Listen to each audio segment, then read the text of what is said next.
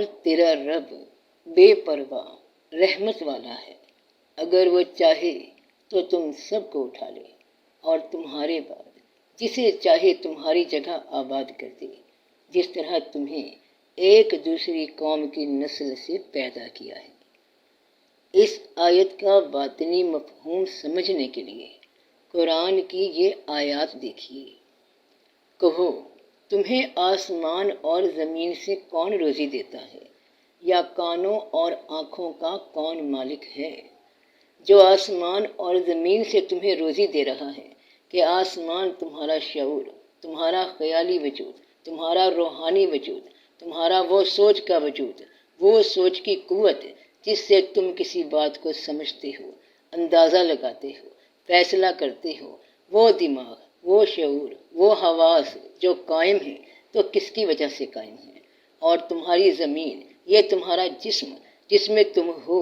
اس کے اعضاء، اس کے افعال، اس کے نظام، ہاتھوں پیروں کو قوت تمہیں کس نے دی ہے؟ کس کی وجہ سے قائم ہے؟ کیا تم نے یہ آسمان، یہ زمین خود بنائے؟ کیا تم قادر ہو اس کی زندگی اور موت پہ؟ یہ تمہارا دیکھنا، یہ تمہارا سننا، کیا ان کی دیکھنے سننے کی قوت تمہارے ہاتھ میں ہے؟ تو یہ سب نعمتیں جو تم میں موجود ہیں اللہ کی دی ہوئی روزی ہے۔ اور دیکھو، تم وہ لوگ ہو کہ اللہ کی راہ میں خرچ کرنے کو بلائے جاتے ہو،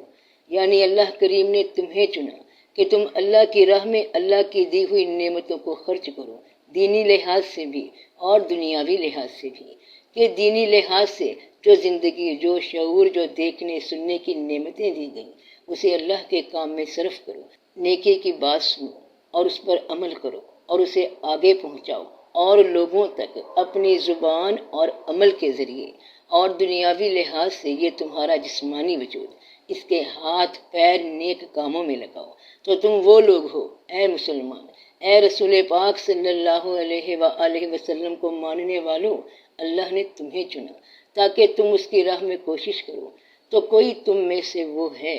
جو بخل کرتا ہے، یعنی اللہ کی ہی دی ہوئی نعمتوں کو اس کی ہی راہ میں صرف نہیں کرتا، نہ دینی لحاظ سے کسی کا مددگار ہے، نہ جسمانی یعنی دنیاوی لحاظ سے نیک کاموں کی جانب رجوع نہیں کرتا۔ اور جو بخل کرتا ہے سو وہ اپنی ہی ذات سے بخل کرتا ہے، یعنی وہ جو بھی برائی کر رہا ہے اپنے ہی لیے اپنی سزا خود تجویز کر رہا ہے، اور اللہ بے پرواہ ہے۔ اس کو تمہاری نہ تو سرکشی کچھ نقصان پہنچا سکتی ہے اور نہ تمہاری نیکی کوئی فائدہ دیتی ہے کہ اس کی سلطنت کا کوئی کام چل رہا ہو، تو ایسا کچھ نہیں۔ اگر تم نے بھلائی کی تو اپنے ہی لیے کی، اور اگر برائی کی تو وہ بھی اپنے ہی لیے کی۔ تمہارے ہر ایک عمل کا نتیجہ تمہارے ہی لیے ہے، اور اللہ تو غنی ہے اور تم ہی محتاج ہو، کیونکہ تمہیں ہر پل اللہ سے کچھ نہ کچھ چاہیے۔ تمہارا سارا جسمانی اور روحانی نظام اسی کے مرہون منت ہے، اور تم اگر اس بات کا انکار کرتے ہو اور اگر تم نہ مانو گے یعنی سیدھے راستے پہ نہیں آؤ گے، تو وہ اور قوم سوائے تمہارے بدل دے گا، یعنی تمہارے بدلے میں اور لوگ لے آئے گا جو پھر تمہاری طرح نہیں ہوں گے۔ اور البتہ ہم تم سے پہلے کئی امتوں کو ہلاک کر چکے ہیں جب انہوں نے ظلم اختیار کیا، حالانکہ پیغمبر ان کے پاس کھلی نشانیاں لائے تھے اور وہ ہرگز ایمان لانے والے نہ تھے۔ ہم گناہ گاروں کو ایسے ہی سزا دیا کرتے ہیں۔ پھر ہم نے تمہیں ان کے بعد زمین میں نائب بنایا تاکہ دیکھیں تم کیا کرتے ہو، اور تمہارا رب بے پرواہ رحمت والا ہے، اگر وہ چاہے تو تم سب کو اٹھا لے اور تمہارے بعد جسے چاہے تمہاری جگہ آباد کر دے، جس طرح تمہیں ایک دوسری قوم کی نسل سے پیدا کیا ہے۔ یعنی اور اگر اللہ لوگوں کو برائی جلد پہنچا دے جس طرح وہ بھلائی جلدی مانگتے ہیں تو ان کی عمر ختم کر دی جائے، سو ہم چھوڑے رکھتے ہیں ان لوگوں کو جنہیں ہماری ملاقات کی امید نہیں کہ اپنی سرکشی میں بھٹکتے رہیں۔ تو یاد رکھو اے لوگو، تم اللہ کی طرف محتاج ہو اور اللہ بے نیاز تعریف کیا ہوا ہے۔ اگر وہ چاہے تو تمہیں لے جائے اور نئی مخلوق لے آئے، اور یہ بات اللہ تعالیٰ پر کچھ مشکل نہیں۔ وہ تمہارے بعد جسے چاہے تمہاری جگہ آباد کر دے، جس طرح تمہیں ایک دوسری قوم کی نسل سے پیدا کیا، کہ جس طرح اللہ پاک نے بنی اسرائیل والوں کو، تورات والوں کو، حضرت موسیٰ علیہ السلام والوں کو ٹھیک تمہاری طرح چنا تھا کہ یہ اللہ کی راہ میں اپنا مال اور نفس خرچ کریں گے، اللہ کی راہ میں کوشش کریں گے، اور جن کو یہ زوم ہو گیا تھا کہ ہم ایک چنی ہوئی قوم ہیں، اللہ کے لاڈلے ہیں، اللہ کے وہ رسول جس سے اللہ ہم کلام ہوا اس کے امتی ہیں، اور ہماری ہی نسل میں بے شمار انبیاء اور رسول تشریف لائے ہیں، یہاں تک کہ حضرت عیسیٰ علیہ السلام بھی اسی لڑی سے تشریف لائے، تو ہم اب بخشے بخشائے ہیں، ہمیں تو رسول سفارش کر کے شفاعت کر کے چھڑا لیں گے اللہ کے عذاب سے۔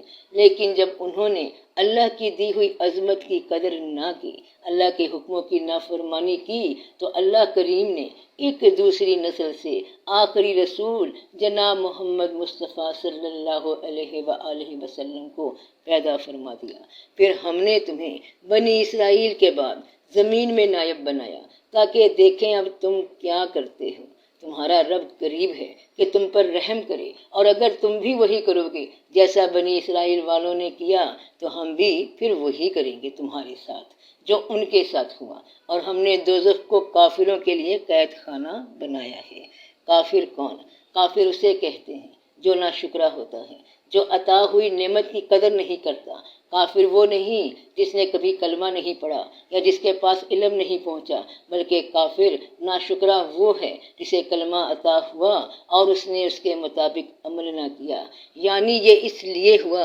کہ تیرا رب بستیوں کو ظلم کرنے کے باوجود ہلاک نہیں کیا کرتا، اس حال میں کہ وہ بے خبر ہوں۔ تو جو بے خبر نہیں اور خبر رکھتے ہوئے اللہ کے احکام کو ترک کر دیں تو کافر وہ ہیں۔ تو جب عمل نہ کیا تو تمہارا رب بے نیاز ہے اور مہربانی اس کا شیوا ہے، اگر وہ چاہے تو تم لوگوں کو لے جائے اور تمہاری جگہ دوسرے جن لوگوں کو چاہے لے آئے، جس طرح اس نے تمہیں کچھ اور لوگوں کی نسل سے اٹھایا۔ وہ غنی بے نیاز ہے، اپنی مخلوقات سے ان کا محتاج ہے اور نہ ان کی عبادتوں کا ضرورت مند۔ ان کا ایمان اس کے لیے نفع مند ہے، نہ ان کا کفر اس کے لیے ضرر رساں، لیکن اس شان غنا کے ساتھ وہ اپنی مخلوق کے لیے رحیم بھی ہے۔ اس کی بے نیازی اپنی مخلوق پر رحمت کرنے میں مانے نہیں ہے، یہ اس کی بے پناہ قوت اور غیر محدود قدرت کا اظہار ہے۔ جس طرح پچھلی کئی قوموں کو اس نے حرف غلط کی طرح مٹا دیا